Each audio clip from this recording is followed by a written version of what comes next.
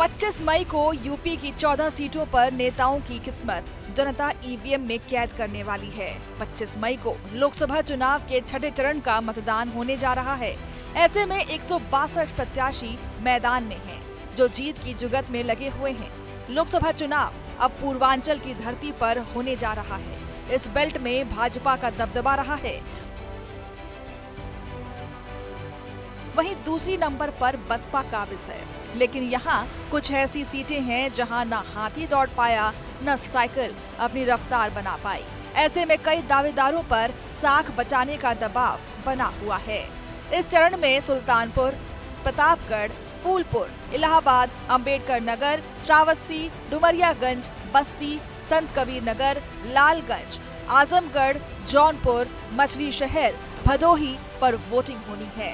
इन सीटों पर सियासत पिछड़ी जातियों के इर्द गिर्द सिमटी हुई है। रिपोर्ट्स की माने तो इन सीटों पर करीब 50% से ज्यादा ओबीसी वोट बैंक है। ये वोट बैंक जिस भी पार्टी के खाते में गया, जीत उसकी तय हो गई। तभी तो पिछले चुनावों में भाजपा का फोकस ओबीसी वोट बैंक पर था, जिसमें वो सफल भी रही और बीजेपी को पिछड़ा वर्ग का अच्छा समर्थन भी मिला, जिसकी वजह से भाजपा केंद्र और राज्य की सत्ता पर मजबूती से काबिज हुई। ऐसे में बीजेपी और सपा दोनों ही पार्टियां ओबीसी वोटों को साधने में लगी हुई हैं। अखिलेश अपने सभी रैली में पीडीए का जिक्र जरूर करते हैं। ऐसे में बसपा ने भी पूर्वांचल के सियासी समीकरण को देखकर अपने उम्मीदवार उतारे हैं। पूर्वांचल की अगर बात की जाए तो यहाँ से सपा ने अपने कोटे की 22 लोकसभा सीटों में से 14 सीट पर गैर यादव ओबीसी के प्रत्याशी उतारे हैं, तो 4 सीट पर दलित उम्मीदवार हैं। इसके अलावा एक यादव, एक मुस्लिम और एक ब्राह्मण और एक राजपूत प्रत्याशी मैदान में है। वहीं कांग्रेस ने अपने कोटे की 4 सीटों में दलित, ओबीसी, भूमिहार और ठाकुर के एक उम्मीदवार उतारे हैं। इस तरह अखिलेश यादव पीडीए फॉर्मूले को साधते हुए दिख रहे हैं। इन 14 सीटों पर कई वीआईपी नेता भी ताल ठोक रहे हैं। इनमें 8 बार की सांसद मेनका गांधी, दिनेश लाल यादव निरहुआ, जगदम्बिका पाल और लालजी वर्मा जैसे नाम शामिल हैं। कई सीटों पर कड़ी टक्कर देखने को मिल रही है। अगर 2019 के चुनाव पर नजर डालें तो इस चरण की 9 सीटों पर भाजपा, 4 पर बसपा और 1 पर सपा जीती थी। हालांकि उपचुनाव में सपा को आजमगढ़ सीट भी गंवानी पड़ गई थी। चलिए अब बात कर लेते हैं उन सीटों की जहां मुकाबला कांटे का है, जहां दिग्गज नेता आमने सामने हैं। इस फहरिस्त में सबसे पहला नाम आता है सुल्तानपुर लोकसभा सीट का।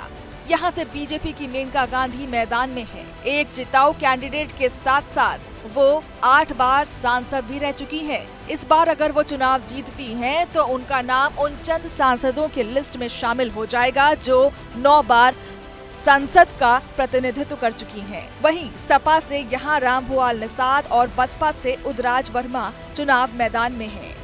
मेनका गांधी की समाज के हर तबके में पकड़ मानी जाती है। इसके बाद बात कर लेते हैं प्रतापगढ़ लोकसभा सीट की। यह सीट इन दिनों काफी चर्चा में है। यहाँ से कुंडा के विधायक राजा भैया काफी प्रभावशाली माने जाते हैं। उन्होंने इस बार लोगों से स्वतंत्र होकर वोट देने की अपील की है, लेकिन सूत्रों के मुताबिक उनके समर्थक सपा के साथ हैं। बीजेपी ने इस सीट से मौजूदा सांसद संगम लाल गुप्ता को टिकट दिया है, जबकि सपा की ओर से एसपी सिंह पटेल मैदान में हैं। वहीं आजमगढ़ लोकसभा सीट पर 2019 में सपा अध्यक्ष अखिलेश यादव सांसद बने थे।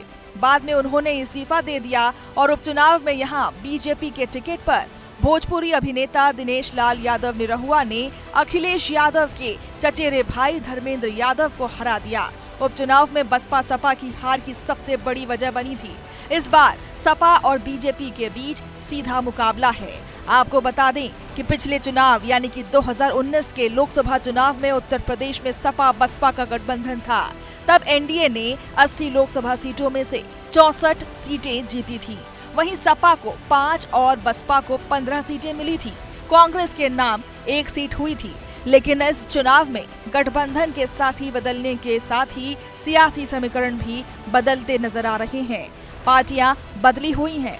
देखना दिलचस्प होगा कि यूपी की सल्तनत का ताज किस सुल्तान के सर बैठता है।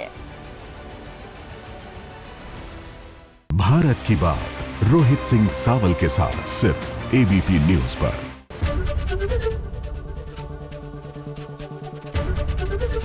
एबीपी गंगा, खबर आपकी, जुबान आपकी।